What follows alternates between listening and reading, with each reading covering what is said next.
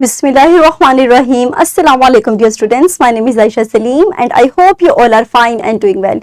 Today we are going to discuss lecture number 3 of our chapter number 7, that is about uses of mixture.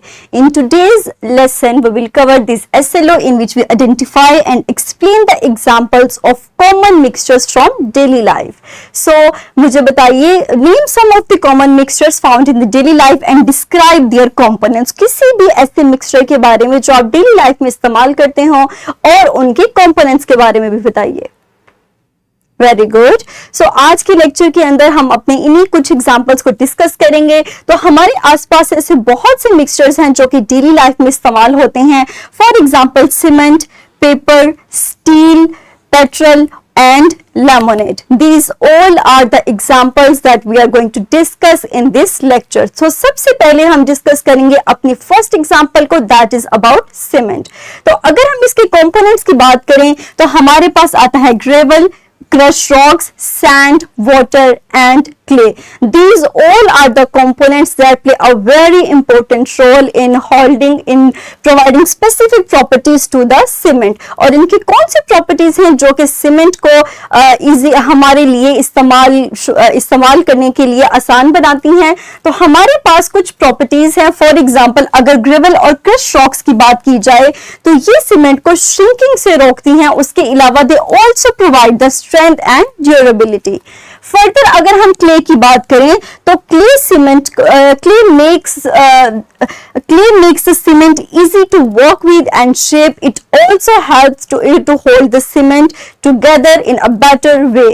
Further अगर हम sand की बात करें तो it fills the empty spaces that are present between the materials and it also makes the cement compact and solid. Further अगर हम water की बात करें तो वाटर हमें मदद देता है कि इन तमाम कंपोनेंट्स को अच्छी तरह से ये मिक्स हो जाएं, so can cement becomes hard and strong और हम इसको इजीली अपने कामों के लिए इस्तेमाल कर सकें. इसी तरह अगर हम अपने सेकंड एग्जांपल को देखें पेपर में, तो क्या आप मुझे इसके कुछ कंपोनेंट्स के बारे में बता सकते हैं with which the paper is made up of? Very good. तो हमारे पास जो कुछ कंपोनेंट्स हैं that are caustic soda, bagasse, water and wood chips. अब ये तमाम चीजें भी हमारे पास पेपर मैन्युफैक्चरिंग के अंदर और पेपर को इस्तेमाल के लायक बनाने के लिए बहुत अहम किरदार अदा करती हैं. हम इनकी कुछ प्रॉपर्टीज को डिस्कस करते हैं. फर्स्ट है हमारे पास कास्टिक सोडा. तो it helps in the breaking down of fibres that are used for the formation of paper.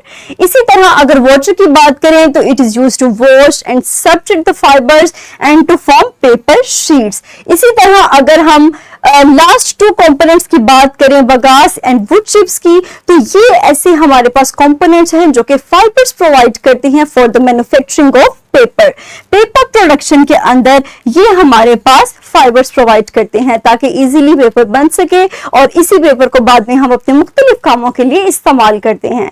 इसी तरह अगर हम स्टील में देखें जो कि मशीनरी में इस्तेमाल होता है, और क्यों इस्तेमाल होता है? अपनी स्ट्रेंथ, अपनी ड्यूरेबिलिटी और अपनी रेजिस्टेंस टू रस्ट की वजह से इसको आसानी से रस्ट नहीं लगती.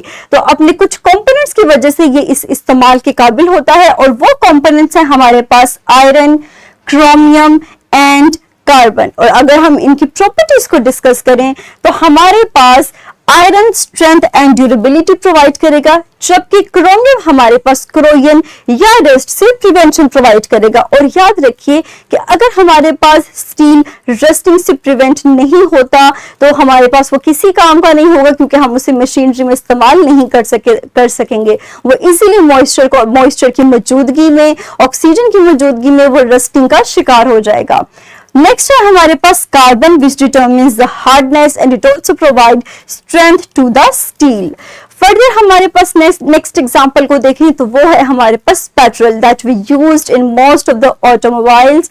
और इसमें हमारे पास कंपोनेंट्स है हेप्टेन, ऑक्टेन और बहुत से कंपोनेंट्स हैं. हम यहाँ पे दो कंपोनेंट्स को डिस्कस करेंगे. First one is gasoline and second one is octane. अगर गैसोलीन की बात की जाए तो it provides the energy to make the vehicle move, लेकिन अगर हम ऑक्टेन की बात करें तो it helps to keep the engine running smoothly. तो ये हमारे पास दो ऐसे कंपोनेंट्स हैं जो कि पेट्रोल को इस्तेमाल के काबिल बनाते हैं ताकि इजीली और स्मूथली व्हीकल्स मूव कर सकें. लास्ट हमारे पास जो एग्जाम्पल है that is of lemonade, that is mixture of sugar, water, lemon juice and salt. तो क्या आप मुझे बता सकते हैं कि इन तमाम कंपोनेंट्स का क्या काम है लेमनेड के अंदर? What is the use of, what is the role of each ingredient that are present in the lemonade, like sugar, like water, like lemon juice? Very good. तो हमारे पास इन तमाम चीजों का लेमनेड के अंदर बहुत अहम किरदार है। अगर आप इनमें से किसी भी एक कंपोनेंट को निकाल देंगे या एक्सक्लूड कर देंगे तो आपको लेमनेड नहीं मिल सकता।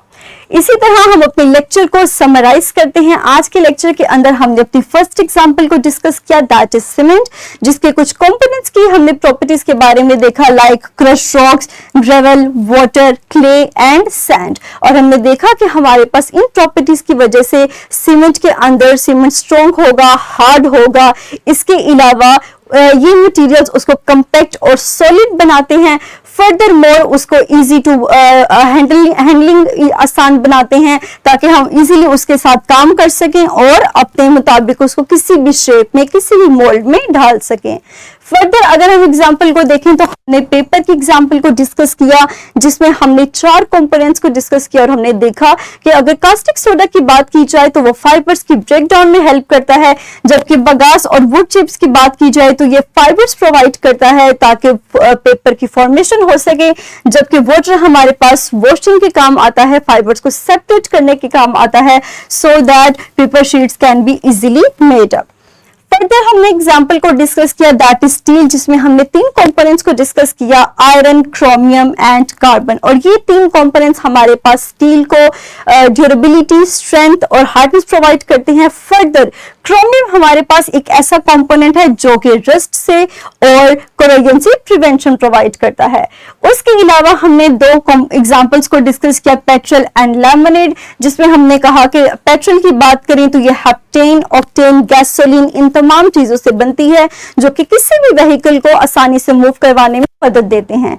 जबकि लेमनेड की बात करें तो the components of the lemonade are sugar, water and lemon juice and salt, and all this component provides the taste that makes the lemonade perfect juice to drink. तो हमारे पास ये था आज का लेक्चर। अपने इसी नॉलेज का इस्तेमाल करते हुए हम अपनी इस वर्कशीट को सॉल्व करेंगे। The link of this is also given in the description of this video, so dear students, pause your video for few seconds and solve this worksheet.